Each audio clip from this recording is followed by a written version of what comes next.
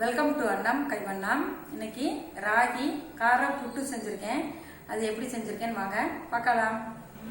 சமையல் எதுவாக இருந்தாலும் அதில் அன்பும் ஆரோக்கியமும் கலந்திருக்கட்டும். ராகி கார புட்டு செய்கிறதுக்கு ஒரு உலக்கு மாவு எடுத்திருக்கேன். கொஞ்சமாக உப்பு போட்டு முதல்ல மாவில் பிரட்டிக்கிறலாம். இப்போ கொஞ்சம் கொஞ்சமாக தண்ணி ஊற்றி கட்டி இல்லாமல் நம்ம பிரட்டி எடுத்துக்கிறலாம்.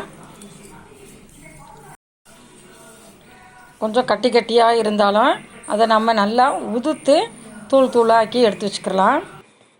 இப்போ மாவை இட்லி சட்டியில் வச்சு அவிச்சு எடுத்துக்கிறலாம். புட்டு ஒரு 10 நிமிஷத்துலேயே நல்லா வெந்துடும். இப்போ புட்டு நல்லா வெந்துருச்சு. இப்போ புட்டு தாளிக்கிறதுக்கு சின்ன வெங்காயமும் பச்சை மிளகாவும் கட் பண்ணி வச்சுருக்கேன். கொஞ்சம் எண்ணெய் ஊற்றி கடுகு போட்டுக்கிறலாம். கடுகு பொரிஞ்சதும் வெங்காயத்தை சேர்த்துக்கலாம். பச்சை மிளகாயும் போட்டுக்கலாம். பச்சை மிளகாய் நமக்கு காரத்துக்கு தேவையான அளவு போட்டுக்கலாம். நல்லா வதக்கி விட்டுக்கிறலாம். இதோட நம்ம கொஞ்சமாக துருவின தேங்காயும் சேர்த்துக்கிறலாம். தேங்காயும் சேர்த்து நம்ம வெங்காயத்தோடு நல்லா வதக்கி விட்டுக்கிறணும். தேங்காய் போடும்போது நம்மளுக்கு இந்த புட்டு இன்னும் கொஞ்சம் டேஸ்ட்டாக இருக்கும்.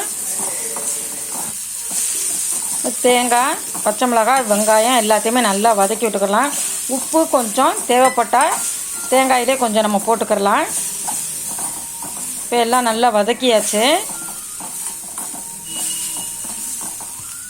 இப்போ வதக்கினதை நம்ம புட்டோட சேர்த்து புரட்டி விட்டுக்கலாம். இந்த புட்டு சூடாக சாப்பிடும்போது இதுக்கு நம்மளுக்கு எதுவும் தொட்டுக்கிற எதுவும் தேவையில்லை.